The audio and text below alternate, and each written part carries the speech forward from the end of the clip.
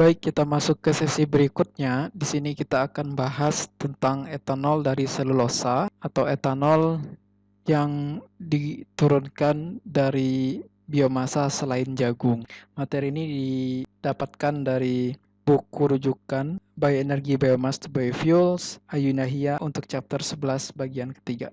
Bahan bakar etanol akan terus meningkat ketika menggunakan jagung sebagai sumber utama, maka akan meningkatkan kompetisi di antara pangan dan pakan ya. Dan bukan hanya jagung saja ya, jagung hanya representasi dari ilustrasi pangan ya. Bisa juga ketika menggunakan eh, tebu ya, dan bisa juga ketika menggunakan singkong ya. Kalau misalnya di lokal pada umumnya menggunakan singkong, nah penggunaan bahan pangan tersebut tentu akan meningkatkan kompetisi antara bahan pangan dan juga energi ya. Bahan baku selain pangan yaitu selulosa yang berasal dari residu dari bahan atau dari komoditi pangan berupa jerami, residu jagung, rumputan dapat digunakan sebagai bahan baku etanol ya. Nah, ini adalah contoh dari jerami yang dibelingkan atau dibuat dalam bentuk bel-bel ya. Tadi yang di sesi pertama ada istilah beling ya. Beling itu adalah membuat jerami itu compact seperti ini. Ada yang seperti ini, ada juga dalam bentuk silinder, berbentuk silinder. Nah, untuk komoditas lokal itu sendiri, jerami bisa berasal dari jerami padi, bisa dari residu dari perkebunan jagung seperti ini yang telah dibeling berbentuk silinder, atau juga bisa dari tanaman rumputan lainnya. Dan juga yang menjadi ciri khas komoditas lokal bisa dari tandan kosong kelapa sawit ya, yang kaya akan selulosa juga. Selulosa merupakan polimer gula, di mana gula itu yang nanti akan difermentasi oleh ragi atau jamur menjadi etanol. Dan selulosa ini didapatkan dari tanaman, baik itu dimulai dari tanaman bersel tunggal atau uniseluler seperti mikroalga. Ada kadar selulosanya juga meskipun tidak banyak ya, karena didominasi oleh protein dan lemak. Tanaman yang sempurna seperti pohon atau hardwood dan softwood. Dan ketersediaannya itu melimpah selama masih ada lahan yang untuk ditanam. Tantangan dalam pembuatan etanol dari selulosa bisa ditemui dari awal proses hingga akhir proses atau proses hulu dan hilir atau front to end proses.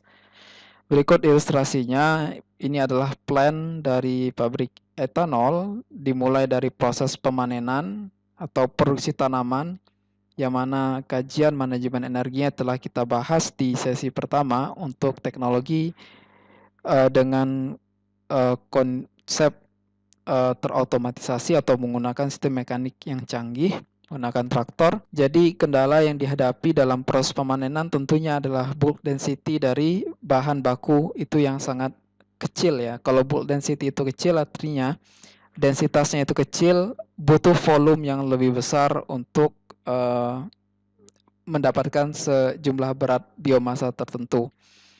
Nah, meskipun sudah dibuat dalam bentuk bel atau beling yang dibuat dalam bentuk kotak atau silinder tadi yang telah ditunjukkan. Jadi tantangannya di situ karena bulk density-nya itu rendah. Lalu perlakuan awal, karena bentuk yang kompleks, bentuk biomasa itu yang kompleks dan etanol itu yang bentuknya sederhana. Oleh karena itu butuh perlakuan awal, apakah dihaluskan ataupun dibuat menjadi lunak dengan menggunakan alkali ya, sebelum dimasukkan ke dalam tahap enzimatis atau dihidrolisis. Jadi secara fisik dan secara strukturnya harus halus dan lunak terlebih dahulu. Untuk tahapan pertama, karena bulk density-nya itu besar, kendalanya adalah di transportasi dan pemanenan, maka salah satu solusinya adalah plan yang dibuat itu berada di sekitar area kultivasi atau penanaman. Dan kemudian untuk yang kedua, untuk perlakuan awal, memang tantangannya adalah menghaluskan dari ukuran yang kompleks menjadi ukuran yang halus, dan memang tantangannya adalah energi yang digunakan untuk pencacahan atau pengecilan. Semakin kecil ukuran diinginkan, maka semakin besar pula energi yang diperlukan. Dan salah satu alternatifnya adalah di tahap berikutnya, ketika tahap 3 ini dia mampu mengakomodir ukuran partikel di tahap 2 yang tidak terlalu besar, maka tahapan kedua bisa mengurangi energi yang dibutuhkan. Dan di tahapan ketiga adalah proses hidrolisis atau pemecahan menjadi gula sederhana yang siap difermentasikan di tahap keempat.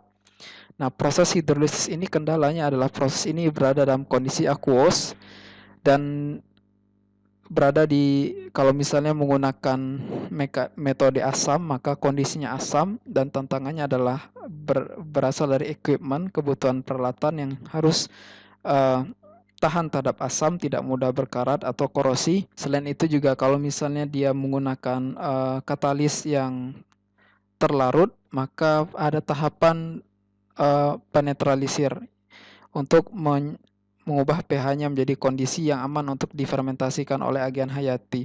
Kemudian apabila menggunakan biokatalis enzimatis, maka tantangannya adalah bagaimana cara merecover katalis itu kembali, karena saat ini untuk pemanfaatan katalis biayanya cukup lebih mahal dibandingkan dengan menggunakan asam, ya, karena harga katalis dalam kondisi murni itu mahal, kecuali disiasati dengan menggunakan enzim crude, enzim kasar. Nah, namun harus difasilitasi oleh unit fasilitas produksi enzim di sini. Jadi harus membangun fasilitas lagi.